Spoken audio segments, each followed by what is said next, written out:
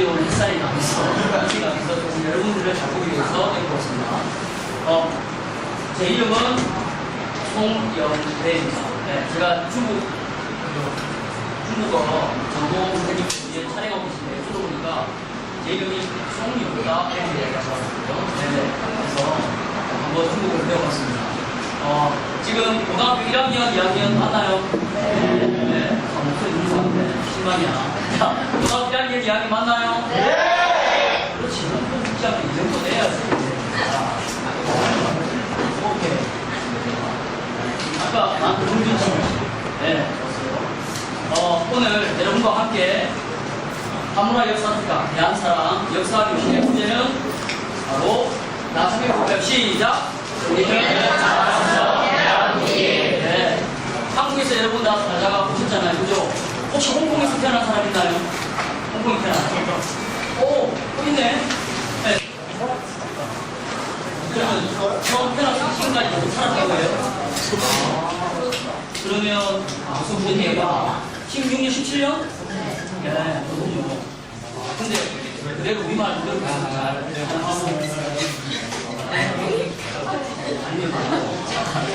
예, 불을 나중에 혹시나 오늘 저기 조명 감독님 우리 저 친구들 잠깐만요. 왜 이러니 잠깐만. 이따가 제가 불을 좀 꺼주세요 하면 저 친구를 위해서 박수 한번 주세요. 박수.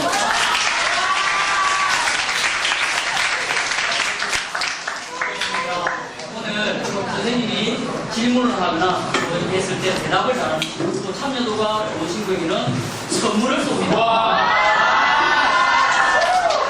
정국이 한국에서 왔다는 선물이 메이드 인 차이나 아니라는 거. 어때요? 기분 좋게 나눠줄 수 있다는 거.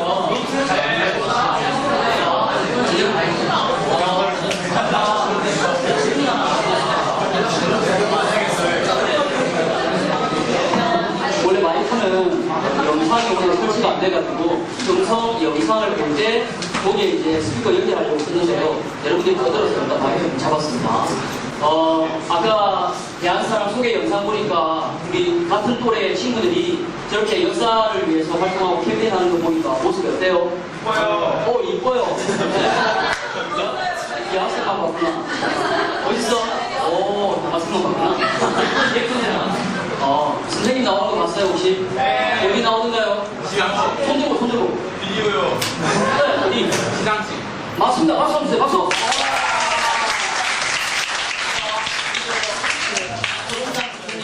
예. 친구 이따가 선물 줘야 됩니다. 오케이. 친구 선물 확정. 오케이. 자, 오늘 저와 약 1시간 30분 정도 대한사랑 역사교실을 함께 하실 건데요. 자, 여러분, 그럼 대한사랑이 어떤 곳인지 간단하게 다시 한번 소개를 해드릴게요. 자, 대한사랑, 아까 못 들어보셨다고 그랬죠? 대한사랑이라는 것은 대한을 사랑한다는 의미가 있고요. 여러분 중위법 들어봤죠? 네, 뜻이 두 개가 있는데요. 역사학자의 우리 발악할 때 젊은이 남자를 씁니다. 그래서 대한의 역사를 찾는 청소년이다라는 뜻을 함께 갖고 있습니다. 그래서 미주건대 보시면 대한의 올바른 역사와 정신을 배우고 역사사랑, 나라사랑의 마음을 기르며 한류시대 세계사의 주역으로 키우는 청소년 대한사랑 문화를 이끌어가고 있습니다. 제가 교장 선생님께 듣기로 여기서 한국으로 진학을 하는 경우도 있고 홍콩이나 중국 또는 해외로 가서 대학을 진학하는 친구들도 있다고 들었어요. 그러면 여러분들이 앞으로 해외에 나가면 해외에 있는 친구들이 여러분들에게 어느 나라에 사는지 묻겠죠. 제가 일주일 전에 독일에 역사 콘서트 행사가 있어서 다녀왔는데요. 동양인이 한국에 동아리 안 계시니까 지나가는 사람들이 뭐라고 묻는지 아세요? 니하오. 네, 맞습니다.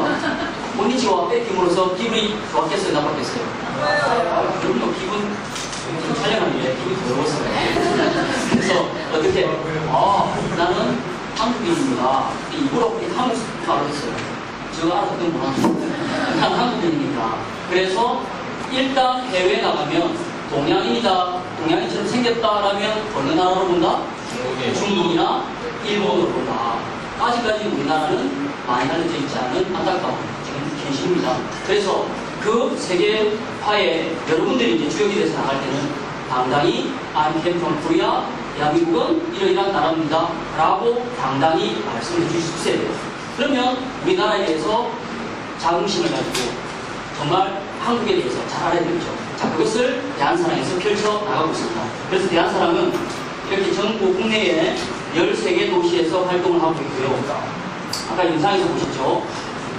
해외에는 LA에 대한사랑이 지금 활발히 지금 활동을 하고 있습니다. 자, 그런데 여러분, 최근에 한국에서 역사 교육이 굉장히 저렇게 역사 교육에 경종을 울려야 돼요. 알겠죠? 네, 깜짝 놀라게 우리 하나 이렇게 했습니다. 센스 있어. 네, 도전 하지마. 자, 이렇게 역사 교육이 갑자기 부각을 내게 된 이유가 있는데요. 두 가지가 있어요. 하나는 뭘까요? 지금 보시는 바와 같이. 어디에서 역사를 강조한다? 대기업. 그렇죠. 지금 대기업에 삼성, 현대, 기아 뭐 이런 대기업에 들어갈 때 시험에 무슨 과목으로 본다 그래요? 역사를 봅니다. 왜냐? 지금 한국에서 젊은이들, 청소년들 조금 여러 가지 사회 문제가 좀 많이 일어나고 있죠. 그래서 대학을 가거나 또는 군대를 가거나 회사를 갈 때 공부를 잘하고 돈을 잘 버는 것이 아니라 뭐가 중요하다? 인성이 중요하다. 그리고 인문 교양이 중요하다. 역사 의식이 중요하다라고 해서 그것을 면접으로 보고 시험에 발견합니다. 자, 그리고 또 실제로 입사를 해서도 이렇게 한국에서 유명한 이런 인문 역사의 전문가들을 불러서 교육을 시킵니다. 왜? 여러분, 현대하면 뭘 잘 팔아요? 자동차요. 삼성하면 뭘 잘 팝니까? 그렇죠. 저는 갤4를 쓰는데요. 혹시 갤5 지금 쓰는 사람 있어요? 한번 손 들어보세요. 네. 그렇죠. 아직도 한국에서는 갤5도 거의 많이 사용하지는 않아요. 이제 막 시작하고 있는 단계죠. 그런데 현대나 삼성이나 기아나 뭐 이런 우리 쌍용이나 큰 회사들이 해외 자동차와 전자제품을 하는데 문제는 해외 사람들이 한국 제품을 써보니까 좋다 그래요? 나쁘다 그래요? 굉장히 좋다 그래요. 그런데 한국에 대해서 관심을 가지니까 뭘 하고 싶어해요? 한국이 어떤 나라인가라는 것에 이제 관심을 갖기 시작해요. 그래서 대기업에서 뭐를 해요? 우리가 물건을 팔 때 그냥 파는 것이 아니라 뭘 팔자? 스토리텔링을 해서 한국이 어떤 나라고 이 제품이 한국인들이 왜 좋아하는가 이야기를 하나 라고 해서 역사를 가르친다는 것이죠. 그럼 여러분들 앞으로 대기업 들어가고 싶은 사람 불러보세요. 없구나. 여러분들 중에 헐입니다. 배그만이 되고 싶은 사람. 없구나. 혹시 배그맨이 되고 싶은 사람? 오! 네. 누구를 가장 좋아해요? 저요, 친구 안에. 그래? 네. 김준현. 네. 아까 그 친구도 누구죠? 그 친구의 한 명도 있었잖아요. 네. 갑자기 속을 수 있는 모습. 자, 그러면 친구는 개그맨이 되고 싶다는 꿈을 언제부터 꿨어요? 네, 꼭 보시기 바랍니다. 계속. 네. 자, 그래서 내가 어떤 사람이 되고 싶다라고 하면 그 분야에 대해서 과거에서부터 지금까지 어떻게 흘러왔는지 우리가 공부를 해보잖아요. 그렇기 때문에 역사는 나의 미래에 내가 되고 싶은 일을 하기 위한 필수가 되는 겁니다. 또 하나, 한국에서 역사가 갑자기 관심을 갖게 된 이유 뭘까요? 네. 언제부터? 2017년 수능부터 한국사가 필수 과목으로 선정이 됐습니다. 그러면 누구부터? 몇 학년부터 배워요? 한국에서 몇 학년부터? 5, 1부터 배웁니다.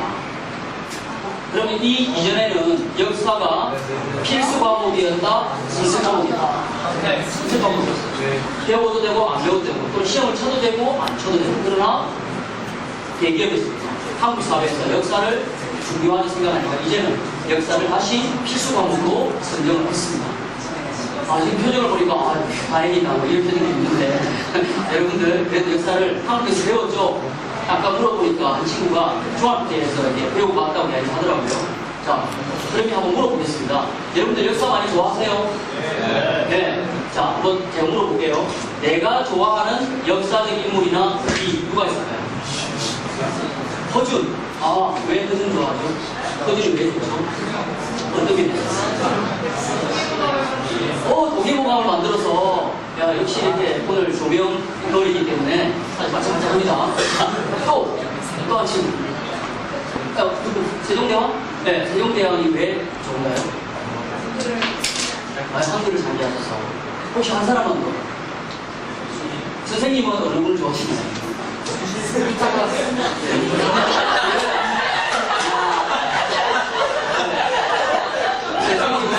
정교전을 좋아한다고 했습니다. 네. 정교전을 좋아하시는 특별한 이유가 있으신가요? 네.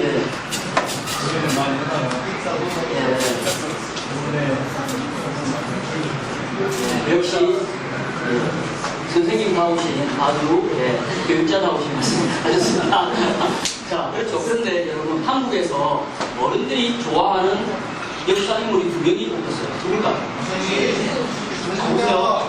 네, 세종대왕 수한 사람은 박정희, 자, 아까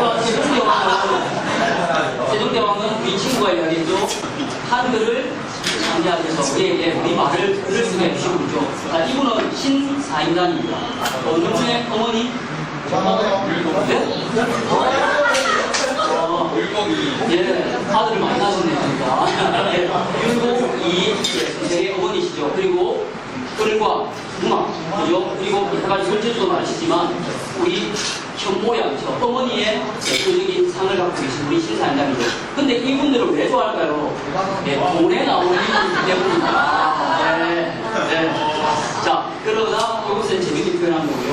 실제로 아까 친구가 한 사람이 이야기했습니다. 한국인이 가장 좋아하는 역사 인물 1위 누구죠? 이순신. 맞습니다. 이순신 장군도 좋습니다.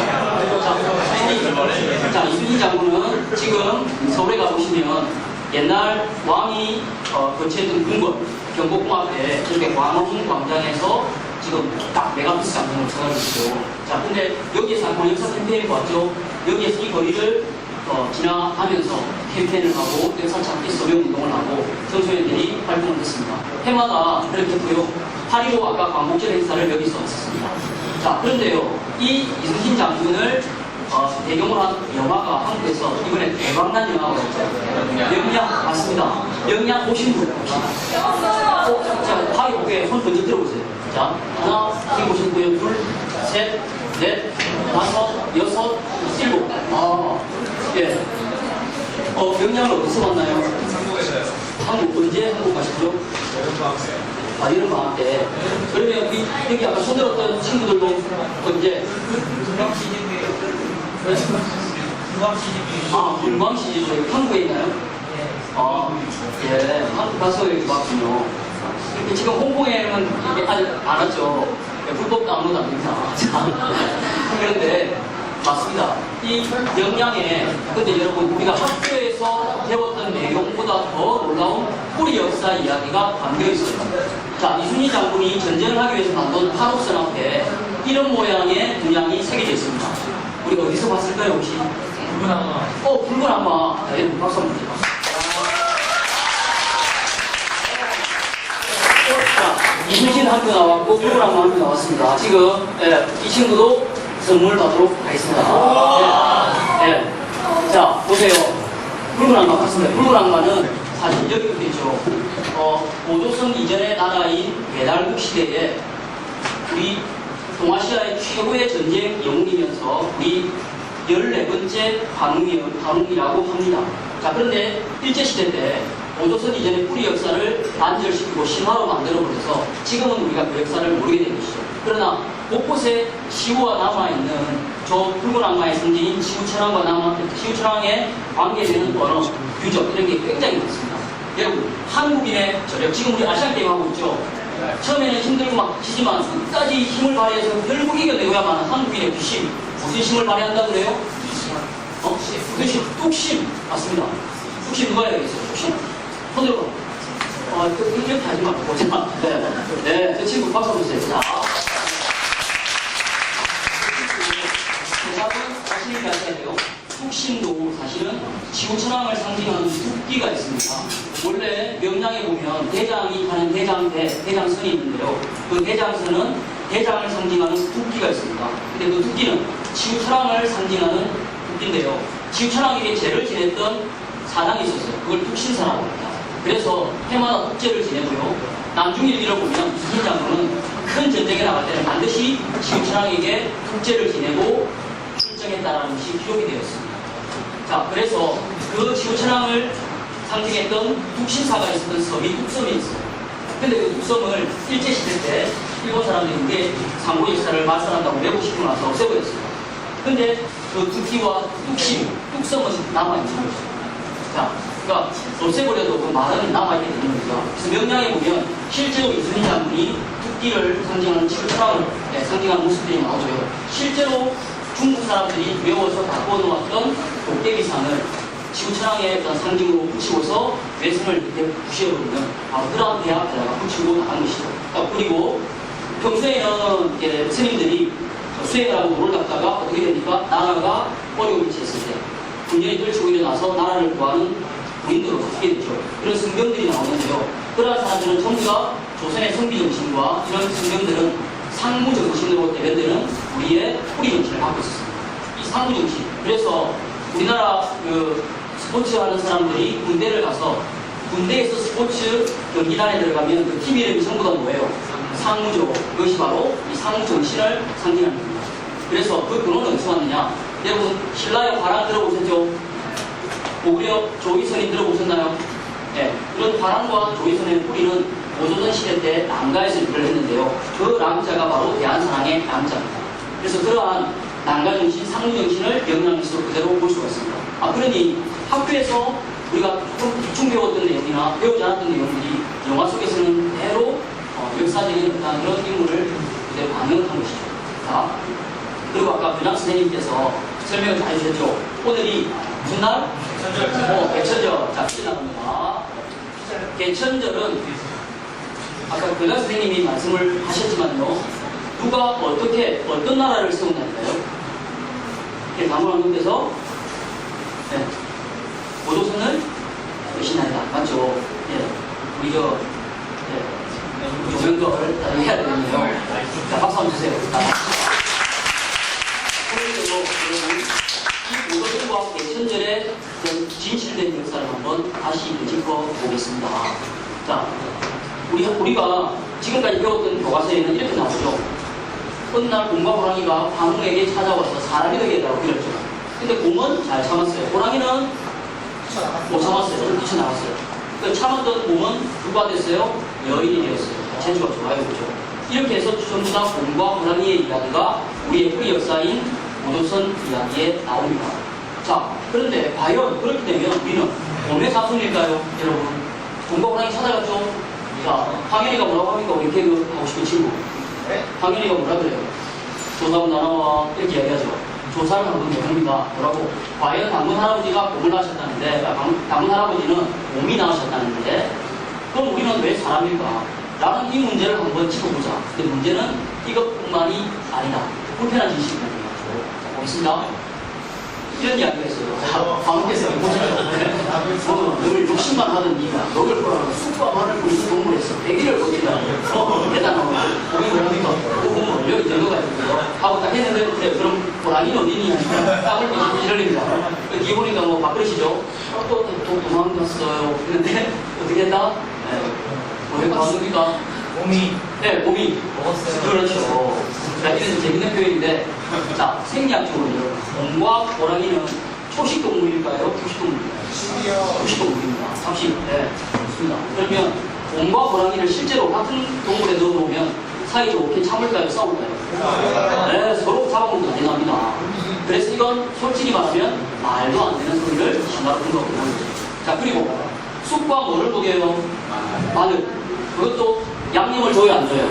안 줍니다. 자, 여러분 고기 구워 먹을 때 생마늘 먹다가 입에 뒤인 사람 흔들어 보세요. 이거 갖고 나서 쉽죠. 근데 이걸 며칠 동안 먹어라? 100일 동안 먹어라. 고기 먹을 수 있겠어요? 말도 안 되는 소리입니다, 이거. 이런데 이걸 어떻게 우리는 지금도 어저씨 신화로 그렇게 믿어왔던 것입니다. 근데 그것은 뭡니까? 일제가 그렇게 왜곡해놨던 걸 아직도 배우기 때문에.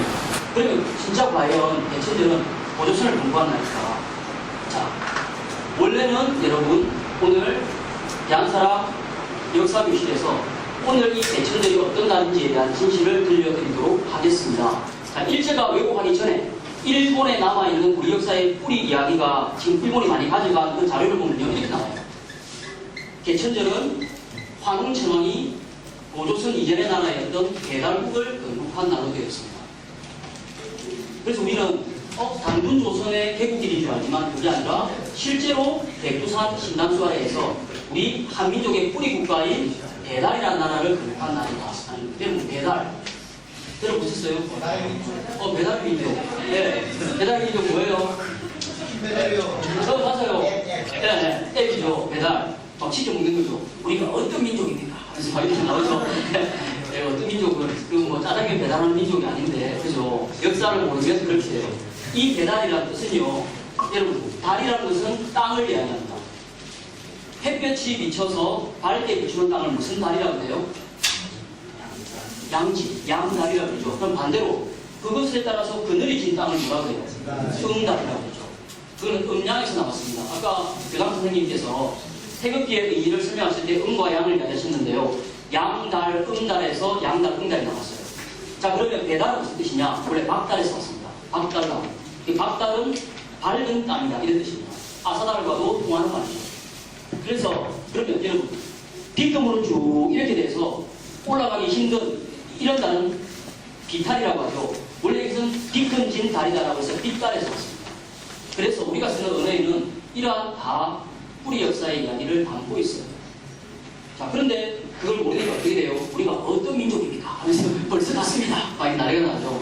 그런 나라가 배달이 아니다 라는 겁니다. 자, 그래서 원래 그 뿌리 역사 이야기에 보면요, 홍과 호랑이가 아니라 실제로 삼국유사의 고조선 기가 있습니다. 거기에 보면 어떻게 나오냐면 일웅일호, 그리고 그 뒷부분에 보면 웅호이족이라고 나옵니다. 웅족과 호족의 두 부족이 있었다 이렇게 나오죠. 근데 그것을 어떻게 해요? 일본 사람들이 우리나라 다른 역사책은 불태우고 뒤에 나옵니다. 이 역사책은 야, 내가 한국 사람들한테 이걸 써먹을 수 있겠다라고 해서 뭐로 바꿔요? 부족을 곰과 호랑이로 둔갑을 시켜버립니다. 그래서 원래 관음에서 이렇게 본성을 잃어버리고 서로 싸움을 하거나 그렇게 했던 부족들을 불러서 인간이 본래 타고났던 하늘의 광명, 여러분들 마음속에 다 밝은 본성이 있어요. 그것을 다시 환하게 밝혀서 수행을 시켜서 광명의 민족으로 다시 포용을 시켜주었던 바로 그 이야기가 이 배달국에 나오는 이웅이족, 웅족과 호족의 이야기인 겁니다.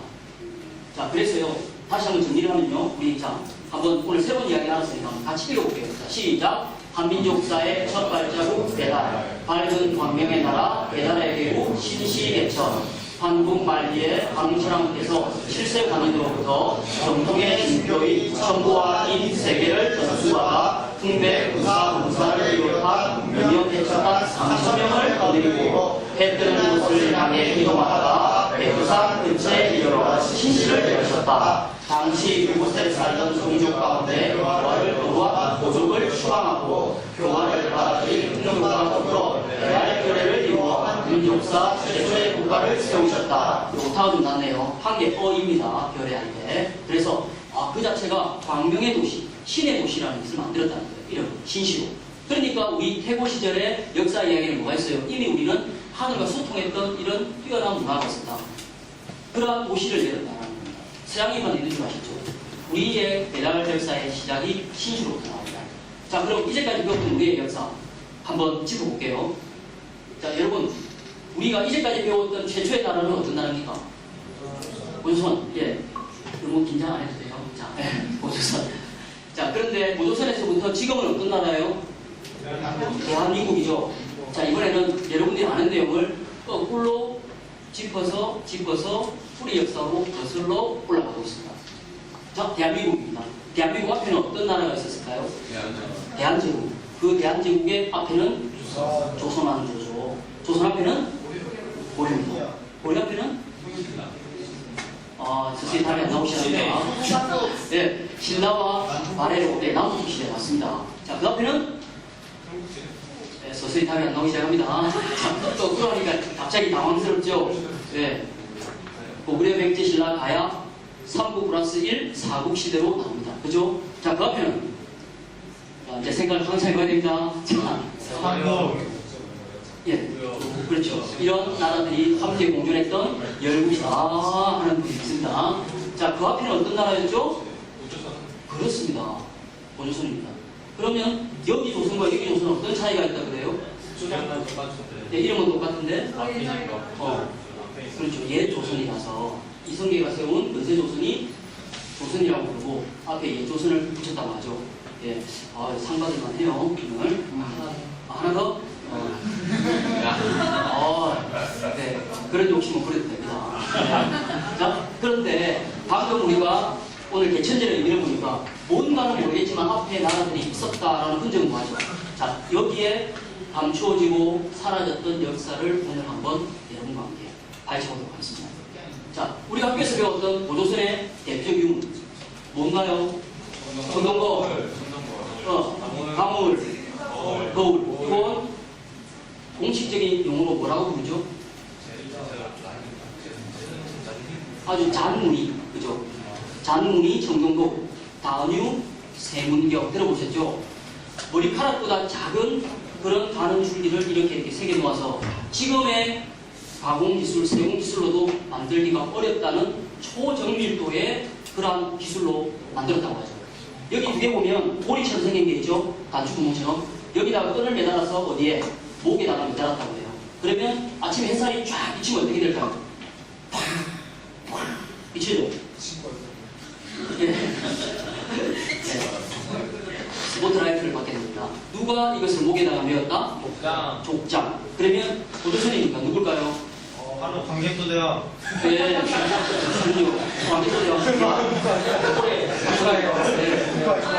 고조선부터 고개까지. 아유, 내천년을 수고하시는 분들께도. 네. 자, 족장이라고 하지만 사실은 통치자였던 광고왕건께서 제사장 맞습니다. 이게 하늘에 죄를 지낼 때 그 태양을 보면 백성들이 어떻게 됐습니까? 가슴에 온통 광명으로 반사가 되겠죠. 그래서 광명을 상징하는 문화였습니다. 그런데 이 창동검 중에 가장 대표적인 게 또 뭐 있나요? 갑자기 왜 이렇게 상국에 못 받아? 자신 있게. 세영동거. 세영동검. 비파형 눈거. 오! 상 받아야겠네. 네, 그렇죠. 동검이 많지만 중국과 우리가 비교가 되는 유일한 형태, 가장 뚜렷한 형태죠. 뭡니까? 비파 모양의 비파형 동검이죠. 이것도 역시 군장을 상징합니다. 실제 저런 모양과 이런 칼 배고 하면 잘 안 배지겠죠. 근데 저건 뭡니까? 그런 의미를 상징하는 겁니다. 그래서 이런 게 있고요. 그 다음에 또 고조선의 대표적 유적은 또 뭐가 있을까요?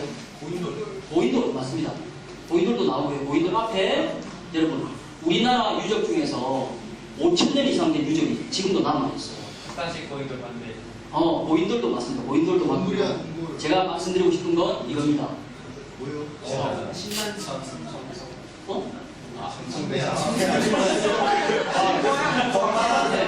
여러분들은 지금 역사책을 새로 쓰고 있어요.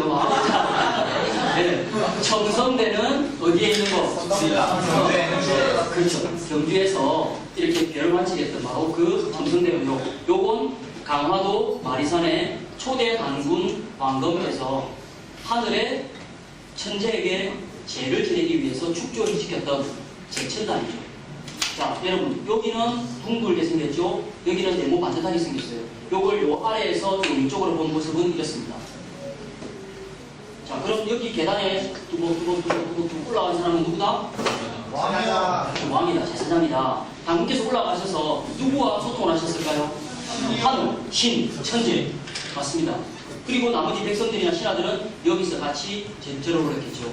그래서 이것을 지금도 이 동아시아에서 가장 오래된 유적이죠. 5,000년이라는 되는 이 유적을 그대로 고스란히 간직하고 있는 나라가 우리나라입니다. 그러면 이 당군은 신화일까요? 실존 역사일까요? 실존 역사죠. 자, 그 다음 보세요. 방금 아까 우리 친구가 이야기했던 고조선은 고인돌 왕국입니다.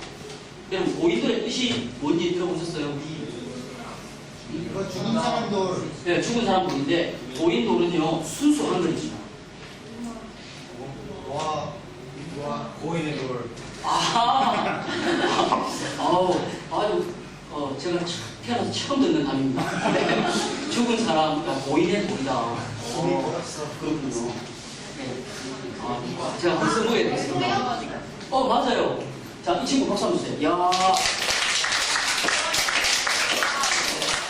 제가 한국 국제학교는 이 정도라고 저는 생각합니다. 고여놓은 놀이죠. 고인놀이라는 이야기예요. 고아서 하겠죠. 그런데 여러분 이 무게가 약 작다 그래요? 엄청나게 무겁다 그래요?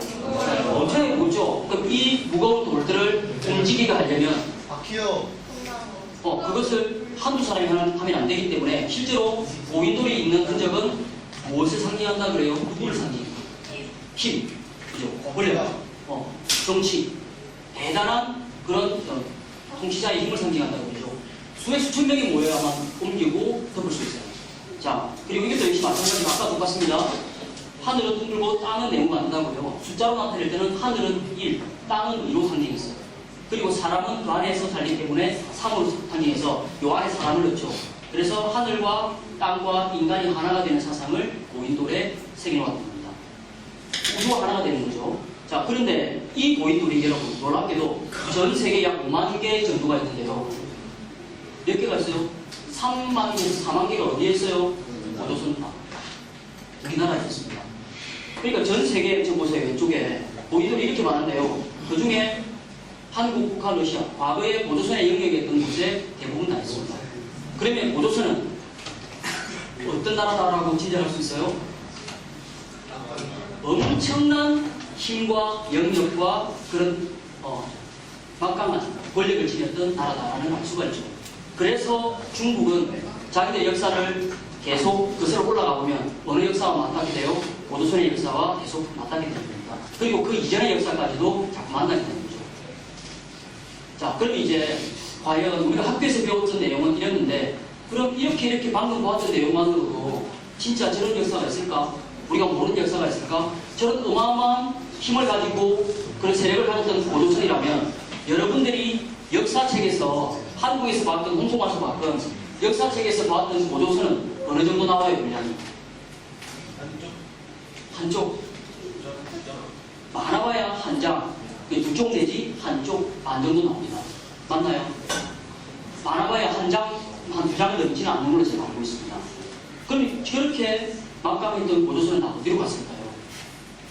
자, 그런데 그 고조선과 고조선 이전의 역사를 함께 밝혀주는 놀라운 유적이 발굴이 되었습니다. 그것을 이름하여 홍산문화라고 하는데요. 이 홍산문화는요, 여러분 세계 4대 문명이 주로 어느 옆에서 만들어졌다고 그래요? 강. 자, 4대 문명 뭐가 있죠? 메소포타미아, 나일, 수메르, 티모, 이제 5대까지 있거든요. 인더스. 그래서 중국의 황하 문명, 그다음에 이집트, 그다음에 메소포타미아, 인더스 문명 이렇게 4개가 전부 다 강주에서 일어났다고 하죠. 그런데 놀랍게도 홍산문화도 강과 바다가 함께 끼어있는 발해 연안에서 홍산문화가 발굴이 됐습니다. 그래서 이것을 제5의 문명이다라고 고고학계에서는 이야기하는데요. 이 홍산은 보시다시피 붉은, 요거는 조금 색깔이 다르죠. 붉은 철광석으로 뒤덮여 있는데요. 위치가 어디냐면요. 중국은 이 황하를 중심으로 중원의 역사를 이야기하고요. 그리고 만리장성을 이렇게 쌓는데요. 중국의 침입을 막기 위해서, 북방의 흉노의 침입을 막기 위해서 만리장성을 쌓죠. 그런데 만리장성 바깥에 중국이 자기들보다 기괴하고 오랑캐라고 여겼던 이 동네에서 뭐가 나와요? 홍산문화 유적이 발굴되야 됩니다. 근데 이 홍산문화 유적은요, 여러분 보세요. 이 지역에서 나오는데요. 뭐가 나오냐면 빗살무늬 토기, 돌무덤, 석관묘, 비파용, 청동검. 그죠? 이렇게 출토가 된다. 그런데 황하문명에서는 뭐가 나와요? 붉은 칠무늬, 그죠? 토광묘, 목광묘, 직인 청동검. 자, 빗살무늬 토기나 비파용, 청동검이 황하에 나오나요? 안 나오나요? 안 나오죠? 그러면 홍산 유적에서 나온 이 유물이 어느 나라와 연결되어 있다? 고조선. 한국의 역사와 연결되어 있다는 것을 세계 고고학계에서 알고서 충격을 받았습니다. 그런데 이 유적이 탄소 연대 측정을 해보면요. 세계 4대 문명보다 1500년에서 2000년을 나왔어요. 그러니까 지금으로부터 8500년까지 가는 유적이 나옵니다.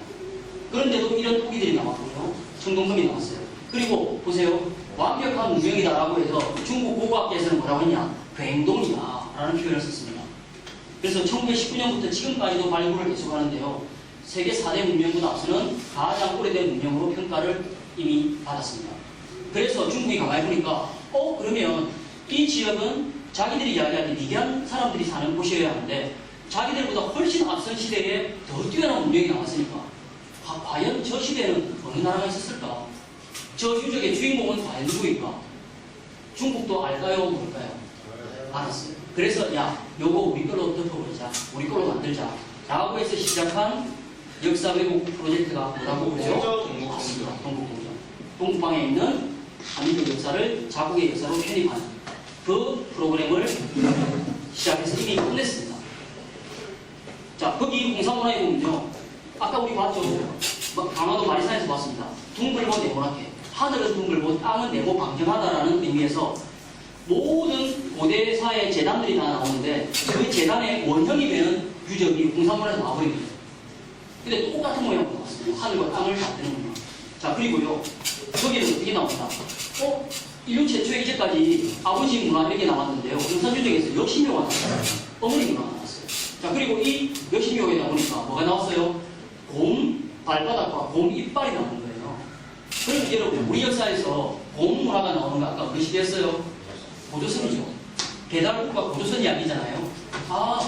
어쩌면 웅녀의 무덤이 아닐까? 이런 추측을 한다고 봅니다. 자, 그 다음에 그래서 이렇게 곰족으로 태어난 우리끼리 이야기를 할 때는 광명의 민족이죠. 우리가 만나서 땡큐 할 때 뭐라고 이야기해요? 고맙습니다. 이 고맙습니다라는 뜻이 어디서 왔어요? 오마에서 왔어요. 오마. 오마는 뭡니까? 곰입니다. 그래서 이 고마가 일본어로 건너가면 뭐가 돼요? 쿠마가 돼요. 여러분들 그 펜스의 미라쿠마 아시죠? 네, 그 쿠마가 곰이에요. 근데 일본의 고조선 때 넘어갔는데요. 큐슈 지방에는요, 곰과 관련되는 쿠마 지명이 굉장히 많은데 놀랍게도 큐슈 지방에 원래부터 곰이 안 살았대요. 그런데 곰이라는 이름과 지명이 있는 거예요. 어디서 건너왔어요? 고조선에서 건너왔죠. 그리고 또 제가 일주일 전에 어디 갔다 왔다 그랬어요? 예? 독일 갔다 왔죠. 독일의 수도가 어디입니까? 베를린이죠.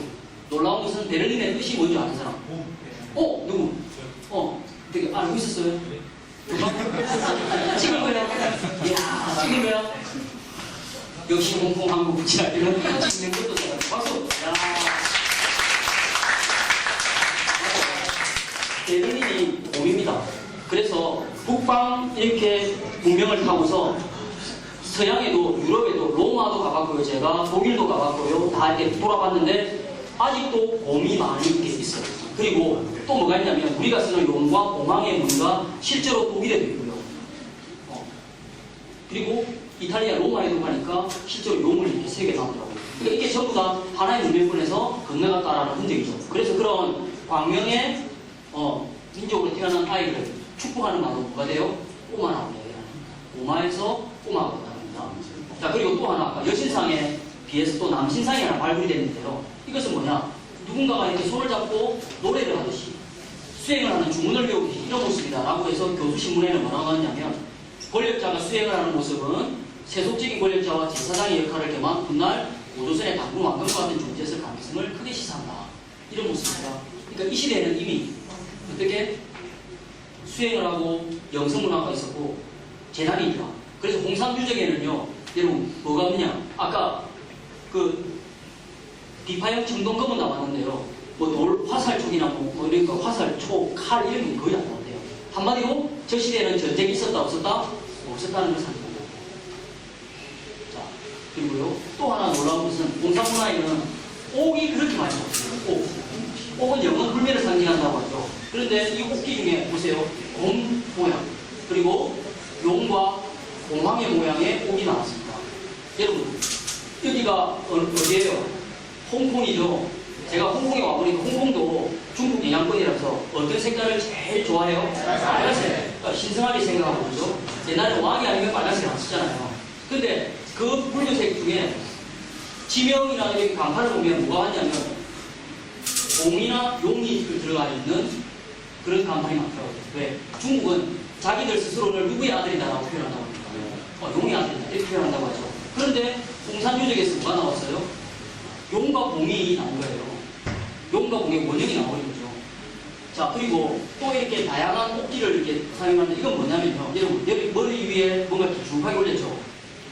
양초요. 양초. 그렇게 생겼지만 옥입니다. 네. 이것은 뭐냐면 옛날에 머리를 이렇게 올려서 따가지고 이렇게 묶었잖아요. 뭘 틀었다? 상투. 상투를 들고 그 위에 고정하기 위해서 꽂았던 동구입니다. 근데 이걸 꼭 꽂았고 꼭으로 만든 동구예요. 그러면 인류 최초의 헤어스타일이 뭐였다? 상투였다. 상투. 그러니까 그것이 이상하게 돌고 돌아서 요즘은 여자들한테 뒤로 묶는 머리 무슨 머리가 유행해요? 똥머리. 똥머리가 뭐야? 똥머리가. 네. 그죠? 근데 그 원형은 뭐예요? 상투를 들었다는 거예요. 인디언들도 상투를 들었고요. 실제로 유럽으로 건너가면 동미족에서 우리 동방민족에 영향을 받았던 사람들은 머리를 이렇게 따서 여러분 저기 중국의 최초의 통일한 황제가 누구라고 합니까? 진시황. 그죠? 진시황이 이렇게 하면서 비녀 꽂듯이 이렇게 딱 꽂은 걸 보셨죠? 그리고 진시황의 무덤 거기에 막 용병들을 이렇게 쭉 진열해놨잖아요. 병마의 용객 아시죠? 그 병마의 용객들의 머리가 그렇게 돼 있어요. 가운데가 아니라 옆으로 해가지고 전부 다 뭘 들어요? 상투를 다 들어있어요. 그러면 진시황은 어느 민족이다?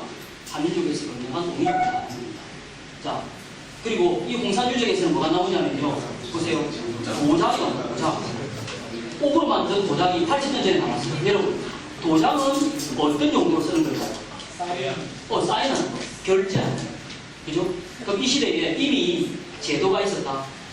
통치자가 있었다는 겁니다. 그러니 굉장히 놀라운 거죠. 중국이 볼 때는 이거 미개한 나라여야 되고 저 때는 나라가 없어야 되는데 그때 벌써 도장이 나오고 그죠? 제도가 있었다는 게 충격인 거죠.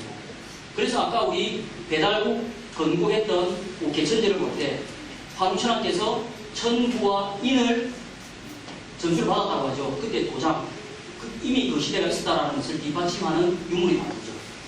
자, 그래서 정리를 하면요. MBC에서 다큐멘터리로 만들었는데요. 홍산유적에서 나온 거를 딱 정리해 보니까 최초의 안강문자가 나왔고 최초의 용이 나왔고 최초의 무안이 나왔어요. 근데 이 홍산문화는 중국 역사와 연결되어 있다, 우리 역사와 연결되어 있다. 우리 역사와 연결되어 있다. 그러니까 놀라운 거죠. 중국 사람들이 자기들이 용의 구성이라고 했는데 한국의 뿌리에 용과 봉이 있네. 그리고 최초의 주머니가 나왔어요. 그리고 이 용과 봉은 중국 사람들이 우리 중국 드라마 많이 보잖아요. 거기에 누구를 상징해요? 왕을 상징하잖아요. 그죠? 용과 봉. 자, 그래서 실제로 우리나라도 뿌리가 같아요. 중국의 뿌리와 한국의 뿌리와 일본의 뿌리가 하나씩 나왔기 때문에 실제로 왕권을 상징하는 그 영물은 용과 봉을 씁니다. 그래서 왕의 자리에 올라간 것을 무슨 상? 용상이 올라간다. 이렇게 이야기하죠. 왕이 입고 있는 옷을 무슨 코? 용코. 이렇게 이야기하죠. 아이고 얼굴이 수척해졌어요. 이렇게 평범한 사람한테 이야기하지만 왕한테 저는 얼굴이 수척해졌어요. 이렇게 안 하죠. 뭐라 그래요? 용환이 수척해졌습니다. 용을 쓰겠습니다. 그죠? 네. 자, 그리고 이런 거기 때문에 중국과 우리나라에는 생활 문화 속에 용과 봉에 관계되는 이야기가 너무 많습니다. 자, 특히 이 중국 사람들은 이 용이 정말 그 영험한 동물이면서 또 그런 힘을 갖고 있기 때문에 유명한 스타들 이름에는 용을 많이 써요. 어떤 용이 있어요? 성용, 제기찬, 또 이서웅, 자, 이서룡도 있죠. 자기 이름에 용이 들어간 사람. 진짜요? 진짜? 무슨 용?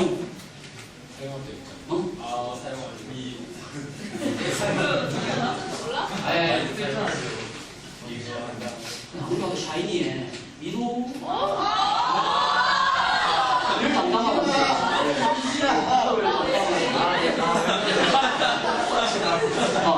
무슨 용?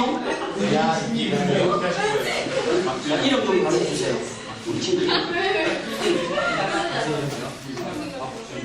박준용. 용용 썼어요. 앞으로 크게 된 인물입니다. 맞습니다. 그리고 우리나라의 꿈 중에 가장 최고의 꿈이 무슨 꿈인가요? 용용. 돼지 꿈도 상대가 되지 않는 모든 꿈을 한 방에 제압하는 최고의 꿈이 무슨 꿈이다? 용꿈. 자, 그래서 우리 속담에 이런 말이 있어요. 어릴 때는 뭐 보니까 맨날 코치 입질 흘리고 있잖아요. 요즘은 맨날 잃어버리고 막 그랬는데 그것을 보니까 얘가 지금 일어나네. 개천에서 몰랐다? 네. 그리고 또 야, 너 완전히 뭐 됐구나. 용됐구나. 이런 식으로 씁니다. 그렇죠? 또 하나, 공은 어떻게 써요? 진짜 자기를 든든하게 보내주는 사람, 최고의 자기의 본자를 만났을 때, 너 뭐 잡았구나? 공 잡았구나. 이런 얘기예요. 그죠? 네. 자, 그래서 용과 공은 실제로 제왕 문화를 상징하지만 우리 생활 속에서도 용과 공은 우리 삶에도 굉장히 큰 영향을 미치는 그런 용어로서 지금도 쓰고 있습니다. 자, 근데 그 용과 공의 최초의 용과 공을 가진 나라가 어느 나라가? 우리나라입니다. 그래서 이 문화가 언제까지 가요? 잘 보시면 네, 백제 국보 214호인가요? 국보인데요. 이게 지금 금동대항로죠. 이 금동대항로에 보면 8,500년 전에 사용했던 최초의 용과 공이 그대로 이어져서 용과 공을 사용하고 있습니다. 어디? 아래쪽에 용 있어요. 자, 그렇죠. 위쪽은 뭐가 있나요? 공항이 있죠. 너무나 선명하죠. 아래쪽은 용이 있어요.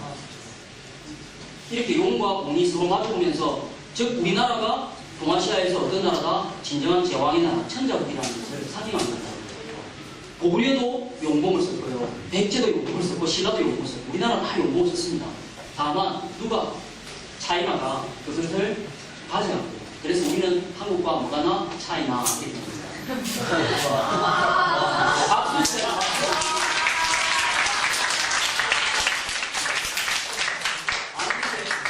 개인기가 나오면 바로 박수 쳐야 돼요.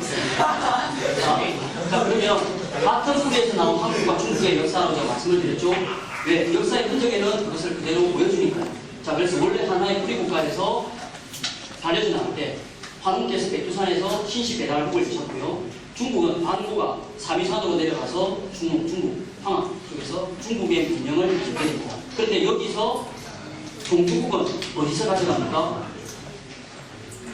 우리 민족의 배달국이 그 뿌리국가의 뜻과 정신을 그대로 가져가죠. 근데 그 뿌리국가를 원래 그 삼국유사 초강문에 있는 어떤 나라로 나와요? 한국이라는 나라로 나옵니다. 이건 어떤 나라야? 배달국 이전에 뿌리국가가 있었다는 것을 이야기해 줍니다. 자, 그래서 중국 사람들은 이런 한국의 역사와 문화를 알기 때문에 우리 배달결의 한민족을 어떤 민족으로 불렀냐면 동이족으로 불렀습니다. 들어보셨죠? 네. 이거 갑자기 당황스럽네요. 자, 네 하시는 분 들어보세요. 네 하시는 분. 하나, 둘, 맞나요? 동이족 들어봤어요? 네. 그렇죠. 우리 동이라고 합니다. 근데 중국이 붙인 동이의 이름과 우리가 알고 있는 동이의 이름은 아닙니다. 자, 동이는 동쪽에 큰 활을 쏘는 민족이라고 원래 의미는 그런데 중국은 황하를 중심으로 동서남북 전부 다 오랑캐로 봤기 때문에 오랑캐 있잖아. 외고시켜 놨어요. 그래서 양심 있는 중국의 학자들은 이미 알고 있습니다. 동이에서 자기들의 문화를 다 받았다는 거예요. 그래서 여기 보시면 후한서에도 자기 역사의 뿌리가 된다 이렇게 이야기를 했고요. 설문회자에도 보면 동방에 사는 사람, 활을 쏘는 동쪽 사람들이다. 후한서에도 군장, 어진 사람들, 이런 인자들이 죽지 않는 나라다 이렇게 표현을 했어요. 공자도 그래서 어느 나라에 살고 싶다 그랬어요. 동해에 살고 싶다 이렇게 얘기했죠. 그래서 실제로 우리 동해 사람들이 기상이 얼마나 크고 활을 잘 쏘냐면 고구려의 이 무용총 수렵도에 보시면 뭐가 나와요? 여기 보세요. 네, 산이 사람보다 적어요. 그죠? 호랑이가 고양이처럼 생겼어요. 그리고 앞으로 가면서 쏘는 것도 모자라서 뒤돌아가면서 막 쏩니다. 이런 활기술은 전 세계에서 우리나라밖에 가지고 있지 않습니다. 이걸 어느 나라에서 배워갔어요? 몽고에서 가서 쭉 깨치갈 때 몽고에서 막 달리면서 활 쏘는 기술을 가지고 있죠. 자, 그래서 우리 동이족은 나갔다 하면 뭐예요? 금메달. 이번에 알죠? 저 눈빛을 보십시오. 헷갈리는 거 아닙니까? 지금 아시안게임 골드 아닙니까? 골드 그죠? 그래서 여자 개인 금메달, 종합 금메달 단체전. 남자는 아쉽게 종합 단체에서 금메달을 땄지만 개인 금메달을 땄죠. 이렇게 해서 거의 우리나라는 활에서는 세계에서 도저히 따라잡을 수 없는 바로 신궁의 나라입니다. 그렇기 때문에 갈수록 국제 경기에서 우리나라의 양궁을 견제하기 위해서 계속 규칙을 바꾸죠.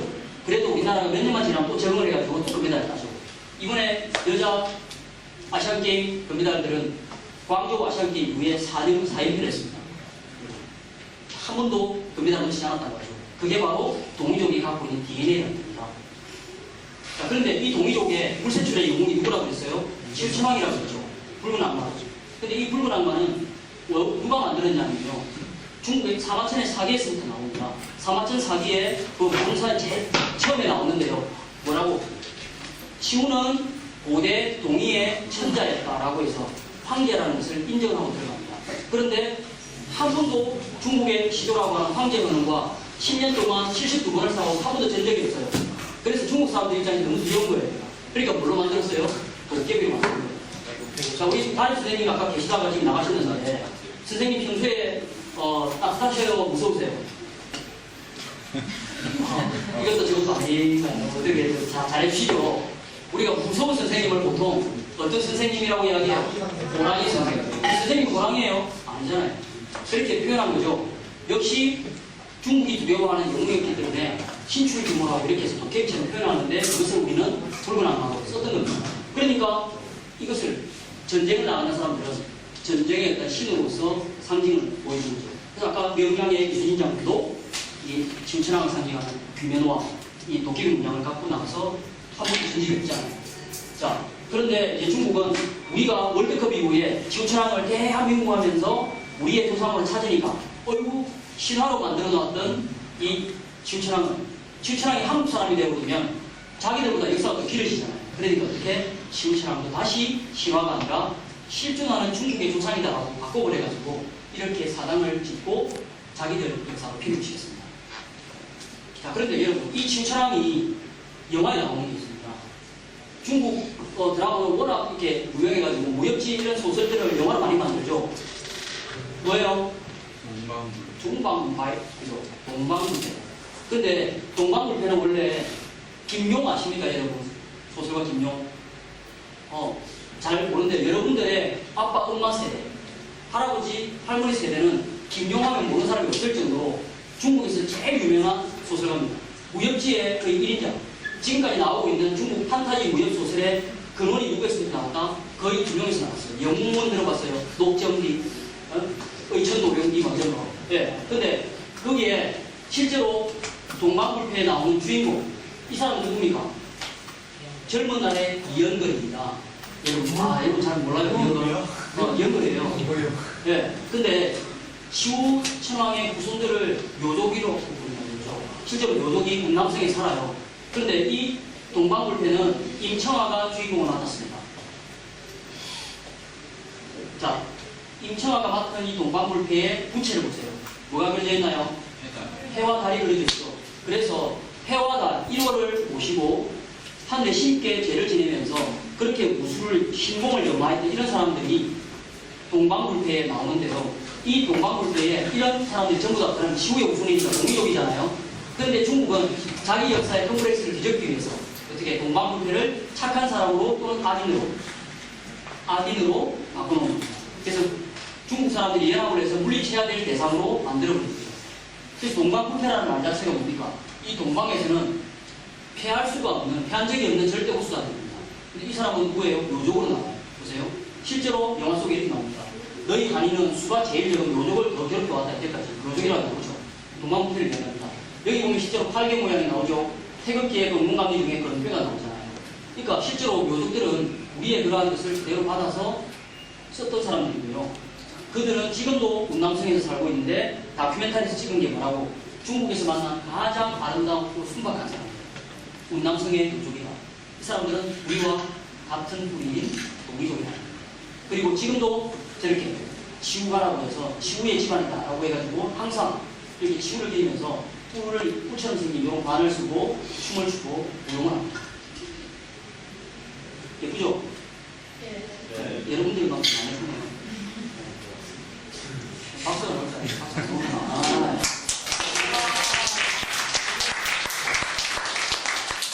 그래서 이제 우리는 아까 배달구에서 배달전에도 봤고요. 또 동이족이라는 것도 봤습니다. 자, 그러면 이 배달절에 배달국이라는 것은 우리는 어디서부터 왔을까? 한국에 가보시면 여러분들 아마 어릴 때 또는 한국에 갔을 때 독립기념관 가보신 분 있죠? 독립기념관에 가면 무궁화꽃 이름의 배달이라는 점이 나옵니다. 자, 단신계, 배달계, 아사달계가 있어서요. 배달계는 순백색의 5 꽃잎으로 되어 있어서 이런 무궁화 보신 적 없죠? 너무나 하얗게 백일민족을 상징하는 이러한 모습으로 있는 무궁화 이름이 배달개라고 독립기념관에 있습니다. 그래서 우리 민족은 옛날부터 저렇게 배달이라는 이름을 사용해 왔구나 하는 걸 알 수가 있고요. 또 우리 동민족의 특징 중에 하나가 아까 제단에서 하늘에 제를 지내고 그 다음에 어떻게 합니까? 여기서 끝난 게 아니라 시와 노래와 술을 같이 마시면서 춤을 추고 같이 이렇게 대축제를 벌였습니다. 그래서 한마디로 한민족은 하늘의 축제를 제를 올리고 땅에서 같이 축제를 이렇게 여는 그런 민족이 됩니다. 그래서 중국에서도 이런 우리 동이족의 특징을 동일절에서 보면 뭐라고 그래요? 동이족들은 술 마시고 노래하고 춤추기를 좋아한다. 근데 얼마나 그런 걸 좋아했냐? 보세요. 모두 깨끗한 것을 좋아하는데 밤에는 남녀가 떼지어 노래를 부른다. 항상 15일째 하늘에 제사를 지내는데 밤낮 술을 마시고 노래 부르고 춤을 추더라. 이게 하비킬이 아니고 있습니까? 밤낮 술 먹고 노래 부르는데 10월에 농사를 끝내는 거에도 이같이 한다. 이 잘못하면 맨날 술 먹고 노는 것만 이게 생각되겠죠. 그게 아니라 그만큼 풍류가 많고 함께 우리는 같이 하는 걸 좋아했다는 겁니다. 그래서 그런 걸까요? 중국에서는 중국의 음악 교육과 이런 악기 문화 전부 어디서 왔다? 동해에서 왔다는 것을 중국의 대만의 서양지 교수는 이렇게 가르쳐주고 있습니다. 그러니까 중국의 음악 교육의 뿌리가 어디서? 동해에 왔다는 거죠. 그러니까 여러분 지금 무슨 열풍이 불고 있어요? 한류 열풍. 홍콩에서는 누가 인기가 많아요? 김수현, 별그대. 또 저기 K-pop 스타 중에 누가 인기 있죠? 누구? 여기 샤이니. 여기 탤런트. 시티언터. 저기 가수 중에는 누가 인기가 있어요? 우리 말고 홍콩 지금 학생들이나 홍콩 전체 사람들 엑소. 또 빅뱅. 빅뱅은 우리가 서양에 가보니까 외국 애들도 빅뱅을 정말 좋아하더라고요. 그래서 내가 누구? GD 이러더라고요. 저는 누구를 좋아할 것 같아요? 저는 소시를 좋아해요. 네. 그래 이제 시부가 나가서 장 마시는데. 뭐 인자인데 뭐지? 자, 그래서 우리가 그 흔적을 또 보면 원래 그랬냐? 고구려 무용중에 보면 어쩌니까 촤 하면서 이렇게 춤을 췄던 모습이 벽화에도 있더라. 그 시들 이게 여러분 보세요. 으르렁이 그냥 나오는 게 아니라 으르렁이 자, 그래서 이 영향을 받아서 어떻게 돼요? 지금도 으르렁대면서 전 세계 K-팝이 이렇게 열풍을 불고 있는 이유가 이미 우리의 피 속에, 유전자 속에는 동의의 음악이 녹아들어 있다라는 겁니다. 그러니까 세계 사람들이 한국의 음악, 한국의 드라마, K-팝을 봤을 때 한국 사람들이 정말 저렇게 신이 나고 유쾌하고 좋구나. 그냥 자기들도 따라하고 싶다는 거예요. 그죠? 싸이면 아무것도 아니게 그냥 따라하잖아. 행오버 하면서 그냥 하잖아요. 그죠? 음양과 근본감이라고 하는 구조의 정신을 다 담고 있는 광명의 정신을 담고 있습니다. 이 태극기를 가슴에 단 사람들을 우리는 누구라고 부릅니다. 지금 경기를 한참 뛰고 있죠. 누구요? 태극전사. 국가 대표라고 부릅니다. 이 광명의 태극기를 가슴에 품은 역사 왕국의 국가대표가 된 사람입니다. 여러분들이 한국에서 왔건 또 홍콩에서 살면서 앞으로 한국에 가건 또는 미국, 영국, 독일 그 어떤 나라를 가더라도 여러분은 대한의 후손이고 자랑스러운 대한의 후예입니다. 여러분들 가슴 속에는 그 광명이 9천년 동안 이어져 내려왔습니다. 여러분들은 그런 자랑스러운 대한민국을 사랑하고 대한민국을 알리는 세계사의 주역이 되실 것입니다. 그것을 대한사람과 함께 하십시오. 그리고 여러분들이 여기에 관심 있는 사람들 오늘 설문지를 받고서 여러분들이 하고 싶은 말씀을 적어주시고 그리고 대한사람의 소식을 받고 싶은 사람들은 SNS를 통해서 여러분들에게 전해줄 것입니다.